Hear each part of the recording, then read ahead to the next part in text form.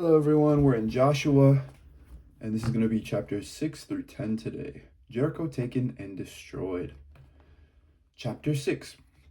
Now Jericho was shut up inside and out because of the Israelites. No one came out and no one went in. The Lord said to Joshua, "See, I have handed Jericho over to you, along with its king and soldiers. You shall march around the city, all the warriors circling the city once. Thus you shall do for 6 days, with 7 priests bearing 7 trumpets of ram's horns before the ark. On the 7th day you shall march around the city 7 times, the priests blowing the trumpets. When they make a long blast with the ram's horn, as soon as you hear the sound of the trumpet, then all the people shall shout with a great shout, and the wall of the city will fall down flat, and all the people shall charge straight ahead." So Joshua son of Nun summoned the priests and said to them, "Take up the ark of the covenant and have 7 priests carry 7 trumpets of ram's horns in front of the ark of the Lord." To the people he said, "Go forward and march around the city. Have the armed men pass on before the ark of the Lord." As Joshua had commanded the people, the 7 priests carrying the 7 trumpets of ram's horns before the Lord went forward, blowing the trumpets, with the ark of the covenant of the Lord following them. And the armed men went before the priests who blew the trumpets. The rear guard came after the ark, while the trumpets blew continually. To the people, Joshua gave this command: "You shall not shout or let your voice be heard, nor shall you utter a word until the day that I tell you to shout. Then you shall shout." Then you shall shout. Okay. So the ark of the Lord went around the city, circling it once, and they came into the camp, and they spent the night in the camp. Then Joshua rose early in the morning, and the priests took up the ark of the Lord. The 7 priests carrying the 7 trumpets of ram's horns before the ark of the Lord passed on, blowing the trumpets continually. The armed men went before them, and the rear guard came after the ark of the Lord, while the trumpets blew continually. On the 2nd day they marched around the city once, and then returned to the camp. They did this for 6 days. On the 7th day they rose early at dawn, and marched around the city in the same manner 7 times. It was only on that day that they marched around the city 7 times. And on the 7th time, when the priests had blown the trumpets, Joshua said to the people, "Shout, for the Lord has given you this city. The city and all that is in it shall be devoted to the Lord for destruction. Only Rahab the prostitute and all who are with her in her house shall live, because she hid the messengers we sent. As for you, keep away from the things devoted to destruction, so as not to covet and take any of the devoted things and make the camp of Israel an object for destruction, bringing trouble upon it. But all silver and gold and vessels of bronze and iron are sacred to the Lord. They shall go into the treasury of the Lord." So the people shouted, and the trumpets were blown. As soon as the people heard the sound of the trumpets, they raised a great shout, and the wall fell down flat. So the people charged straight ahead into the city and captured it. Then they devoted to destruction by the edge of the sword all in the city, both men and women, young and old, oxen, sheep, and donkeys. Joshua said to the 2 men who had spied out the land, "Go into the prostitute's house and bring the woman out of it and all who belong to her, as you swore to her." So the young men who had been spies went in and brought Rahab out, along with her father, her mother, her brothers, and all who belonged to her.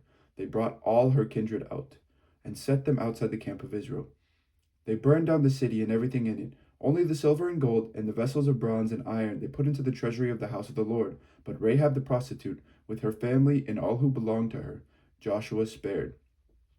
Her family has lived in Israel ever since, for she hid the messengers from whom Joshua sent to spy out Jericho. Joshua then pronounced this oath, saying, "Cursed before the Lord be anyone who tries to build this city, this Jericho. At the cost of his firstborn he shall lay its foundation, and at the cost of his youngest he shall set up its gates." So the Lord was with Joshua, and his fame was in all the land. The sin of Achan and its punishment. Chapter 7.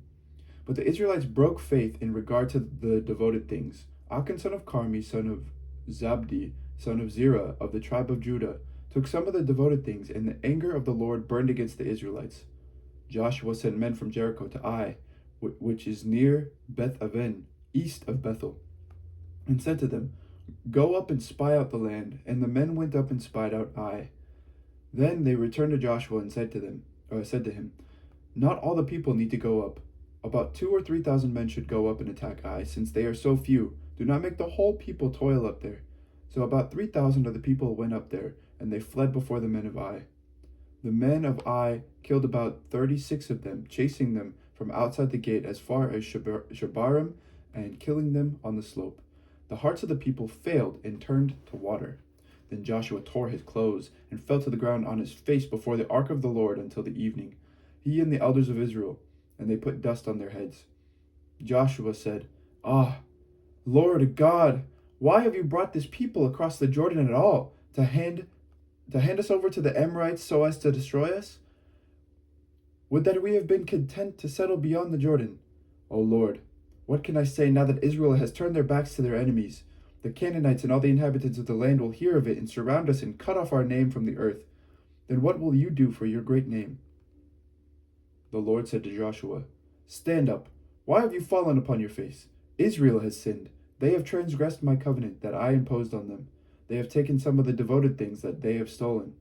They have acted deceitfully, and they have put them among their own belongings. Therefore the Israelites are unable to stand before their enemies. They turn their backs to their enemies, because they have become a thing devoted for destruction themselves. I will be with you no more unless you destroy the devoted things from among you. Proceed to sanctify the people, and say, 'Sanctify yourselves for tomorrow. For thus says the Lord, the God of Israel, there are devoted things among you. O Israel, you will be unable to stand before your enemies until you take away the devoted things from among you. In the morning, therefore, you shall come forward tribe by tribe. The tribe that the Lord takes shall come near by clans. The clans that the Lord takes shall come near by households, and the household that the Lord takes shall come near one by one. And the one who is taken as having the devoted thing shall be burned with fire, together with all that he has, for having transgressed the covenant of the Lord, and for having done an outrageous thing in Israel." So Joshua rose early in the morning and brought Israel near tribe by tribe, and the tribe of Judah was taken. He brought near the clans of Judah, and the clans of the Zerites was taken, and he brought near the clan of the Zerites, family by family, and Zabdi was taken. And he brought near his household one by one, and Achan son of Carmi, son of Zabdi, son of Zerah, of the tribe of Judah, was taken. Then Joshua said to Achan, "My son, give glory to the Lord God of Israel, and make confession to him. Tell me now what you have done. Do not hide it from me." And Achan answered Joshua, "It is true. I am the one who sinned against the Lord, the God of Israel. This is what I did. When I saw among the spoil a beautiful mantle from Shinar, and 200 shekels of silver, and a bar of gold weighing 50 shekels, then I coveted them and took them. They now lie hidden in the ground inside my tent, with the silver underneath." So Joshua sent messengers, and they ran to the tent, and there it was, hidden in his tent with the silver underneath. They took him out of the tent and brought them to Joshua and all the Israelites, and they spread them out before the Lord. Then Joshua and all Israel with him took Achan son of Zerah with the silver, the mantle and the bar of gold, with his sons and daughters, with his oxen, donkeys, and sheep, and his tent, and all that he had, and they brought them up to the valley of Achor. Joshua said, "Why did you bring trouble on us? The Lord is bringing trouble on you today." And all Israel stoned him to death. They burned them with fire, cast stones on them, and raised over him a great heap of stones that remains to this day. Then the Lord turned from his burning anger. Therefore that place to this day is called the Valley of Achor. I captured by a stratagem and destroyed. Chapter 8. Then the Lord said to Joshua, "Do not fear or be dismayed. Take all the fighting men with you and go up now to Ai. See, I have handed over to you the king of Ai with his people, his city and his land. You shall do to Ai and its king as you did to Jericho and its king. Only its spoil and its livestock you may take as booty for yourselves. Set an ambush against this city behind it." So Joshua and all the fighting men set out to go up against Ai. And Joshua chose 30,000 warriors and sent them out by night with the command, "You shall lie in ambush against the city behind it. Do not go very far from the city, but all of you stay alert. I and all the people who are with me will approach the city.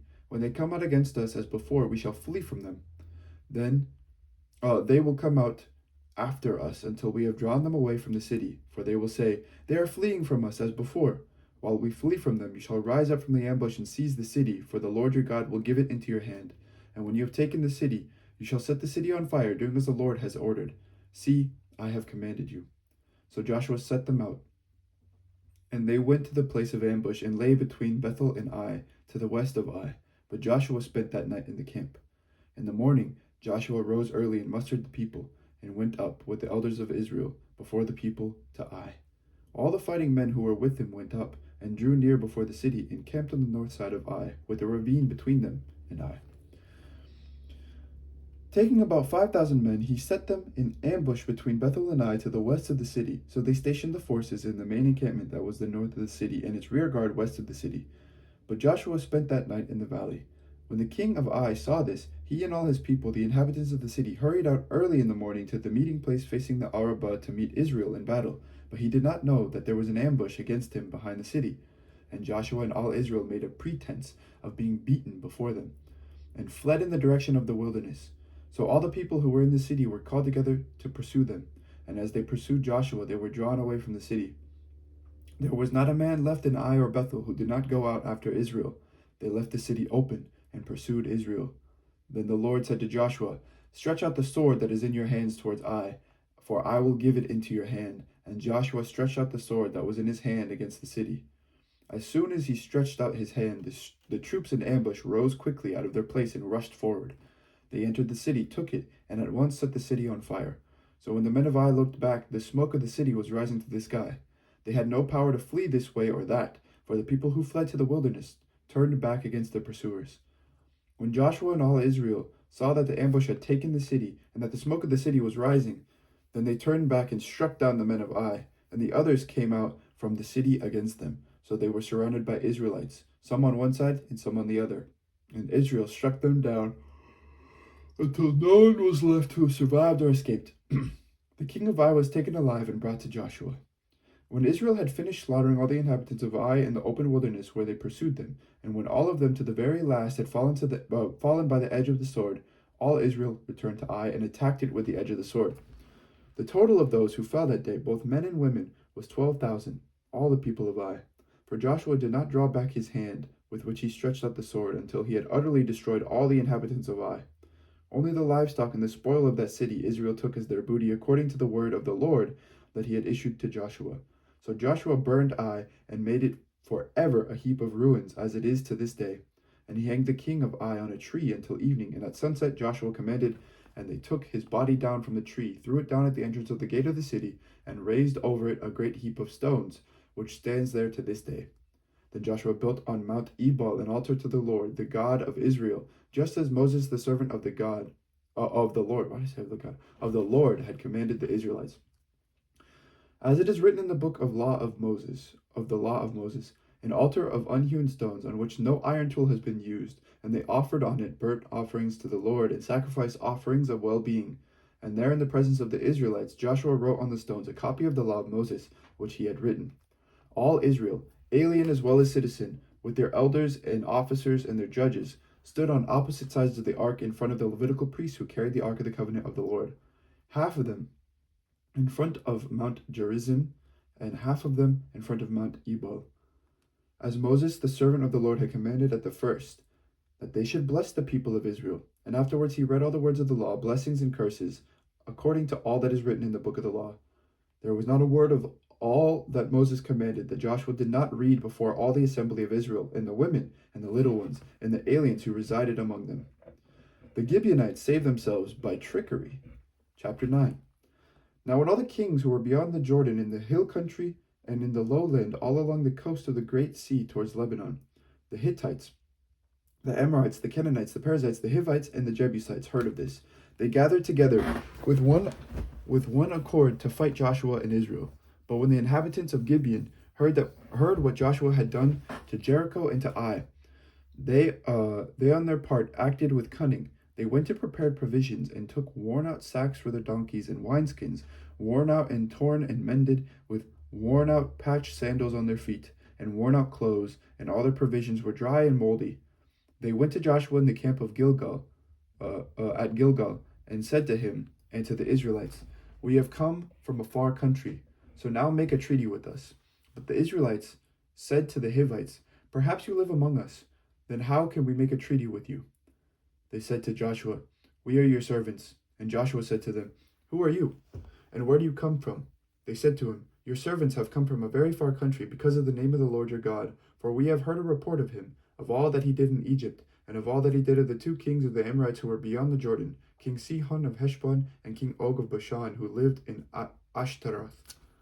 So our elders and all the inhabitants of our country said to us, "Take provisions in your hand for the journey. Go to meet them and say to them, 'We are your servants. Come now, Make a treaty with us. Here is our bread. It was still warm when we took it from our houses as our food for the journey, on the day we set out to come to you. But now, see, it is dry and moldy. These wineskins were new when we filled them, and see, they are burst. And these garments and sandals of ours are worn out from the very long journey." So the leaders partook of their provisions and did not ask direction from the Lord. And Joshua made peace with them, guaranteeing their lives by a treaty. And the leaders of the congregation swore an oath to them. But when 3 days had passed after they had made a treaty with them, they heard that they were their neighbors and were living among them. So the Israelites set out and reached their cities on the 3rd day. Now their cities were Gibeon, Chephirah, Beeroth, and Kirath Jearim. But the Israelites did not attack them, because the leaders of the congregation had sworn to them by the Lord, the God of Israel. Then all the congregation murmured against the leaders. But all the leaders said to all the congregation, "We have sworn to them by the Lord, the God of Israel, and now we must not touch them. This is what we will do to them. We will let them live, so that wrath may not come upon us because of the oath that we swore to them." The leaders said to them, "Let them live." So they became hewers of wood and drawers of water for all the congregation, as the leaders had decided concerning them. Joshua summoned them and said to them, "Why did you deceive us, saying, 'We are very far from you,' while in fact you are living among us? Now therefore you are cursed, and some of you shall always be slaves, hewers of wood and drawers of water for the house of my God." They answered Joshua, "Because it was told to your servants for a certainty that the Lord your God had commanded his servant Moses to give you all the land, and to destroy all the inhabitants of the land before you. So we were in great fear for our lives because of you, and did this thing. And now we are in your hand. Do as it seems good and right in your sight to do to us." This is what he did for them. He saved them from the Israelites, and they did not kill them. But on that day Joshua made them hewers of wood and drawers of water for the congregation and for the altar of the Lord, to continue to this day in the place that he should choose. The sun stands still. Chapter 10. When King Adoni-Zedek of Jerusalem heard how Joshua had taken Ai and had utterly destroyed it, doing to Ai and its king as he had done to Jericho and its king, and how the inhabitants of Gibeon had made peace with Israel and were among them, he became greatly frightened, because Gibeon was a large city, like the one of royal cities, and was larger than Ai, and all its men were warriors. So King Adoni-Zedek of Jerusalem sent a message to King Hoham of Hebron, to King Piram of Jarmuth, to King Japhia of Lachish, and to King Debir of Eglon, saying, "Come up and help me, and let us attack Gibeon, for it has made peace with Joshua and with the Israelites." Then the 5 kings of the Amorites, the king of Jerusalem, the king of Hebron, the king of Jarmuth, the king of Lachish, and the king of Eglon, gathered their forces and went up with all of their armies and encamped against Gibeon and made war against it. And the Gibeons sent to Joshua at the camp of Gilgal, saying, "Do not abandon your servants. Come up to us quickly and save us and help us, for all the kings of the Amorites who live in the hill country are gathered against us." So Joshua went up from Gilgal, and he and all the fighting force with him, all the mighty warriors. The Lord said to Joshua, "Do not fear them, for I have handed them over to you. Not one of them shall stand before you." So Joshua came upon them suddenly, having marched up all night from Gilgal. And the Lord threw them into a panic before Israel, who inflicted a great slaughter on them at Gibeon, chased them by the way of the ascent of Beth Horon, and struck them down as far as Azekah and Makkedah. As they fled before Israel, while they were going down the slope of Beth Horon, the Lord threw down huge stones from heaven on them as far as Azekah, and they died. There were more who died because of the hailstones than the Israelites killed with the sword. On the day when the Lord gave the Amorites over to the Israelites, Joshua spoke to the Lord, and he said, in the sight of Israel, "Sun, stand still at Gibeon, and moon in the valley of Aijalon." And the sun stood still, and the moon stopped, until the nation took vengeance on their enemies. Is this not written in the book of Jashar? The sun stopped in mid-heaven. It did not hurry to set for about a whole day. There has been no day like it before or since, when the Lord heeded a human voice, for the Lord fought for Israel. Then Joshua returned, and all Israel with him, to the camp of Gilgal. Meanwhile, these 5 kings fled and hid themselves in the cave of Makkedah. And it was told Joshua, "The 5 kings have been found hidden in the cave at Makkedah." Joshua said, "Roll large stones against the mouth of the cave and set men by it to guard them, but do not stay there yourselves. Pursue your enemies and attack them from the rear. Do not let them enter their towns, for the Lord your God has given them into your hand. When Joshua and the Israelites had finished inflicting a very great slaughter on them until they were wiped out, and when the survivors had entered into the fortified towns, all the people returned safe to Joshua in the camp of Makkedah. No one dared to speak against any of the Israelites. Then Joshua said, "Open the mouth of the cave, and bring those 5 kings out to me from the cave." They did so, and brought the 5 kings out to him from the cave, the king of Jerusalem, the king of Hebron, the king of Jarmuth, the king of Lachish, and the king of Eglon. When they brought the kings out to Joshua, Joshua summoned all the Israelites and said to the chiefs of the warriors who had gone with him, "Come near, put your feet on the necks of these kings." Then they came near and put their feet on their necks. And Joshua said to them, "Do not be afraid or dismayed. Be strong and courageous, for thus the Lord will do to all the enemies against you whom you fight." Afterwards Joshua struck them down and put them to death, and he hung them on 5 trees, and they hung out the trees until evening. At sunset Joshua commanded, and they took them down from the trees and threw them into the cave where they had hidden themselves. They set large stones against the mouth of the cave, which remain to this very day. Joshua took Makkedah on that day and struck it and its king with the edge of the sword. He utterly destroyed every person in it. He left no one remaining, and he did to the king of Makkedah as he had done to the king of Jericho. Then Joshua passed on from Makkedah, and all Israel with him, to Libnah, and fought against Libnah. The Lord gave it also and its king into the hand of Israel, and he struck it with the edge of the sword, and every person in it. He left no one remaining in it, and he did to its king as he had done to the king of Jericho. Next, Joshua passed on from Libnah, and all Israel with him, to Lachish, and laid siege to it, and assaulted it. The Lord gave Lachish into the hand of Israel, and he took it on the 2nd day, and struck it with the edge of the sword, and every person in it, as he had done to Libnah. Then King Horam of Jazer came to help Lachish, and Joshua struck him and his people, leaving him no survivors. From Lachish, Joshua passed on with all Israel to Eglon, and they laid siege to it and assaulted it. And they took it that day, and struck it with the edge of the sword, and every person in it to be utterly destroyed that day, as he had done to Lachish. Then Joshua went up with all Israel from Eglon to Hebron. They assaulted it, and took it, and struck it with the edge of the sword, and its king and its towns, and every person in it. He left no one remaining, just as he had done to Eglon, and utterly destroyed it with every person in it. Then Joshua with all Israel turned back to Debir and assaulted it, and he took it with its king and all its towns. They struck them with the edge of the sword, and they utterly destroyed every person in it. He left no one remaining, just as he had done to Hebron, and as he had done to Libnah and its king, so he did to Debir and its king. So Joshua defeated the whole land, the hill country in the Negeb and the lowland and the slopes and all their kings. He left no one remaining, but utterly destroyed all that breathed, as the Lord God of Israel commanded. And Joshua defeated them from Kadesh Barnea to Gaza, and all the country of Goshen, as far as Gibeon. Joshua took all these kings in their land at one time, because the Lord God of Israel fought for Israel.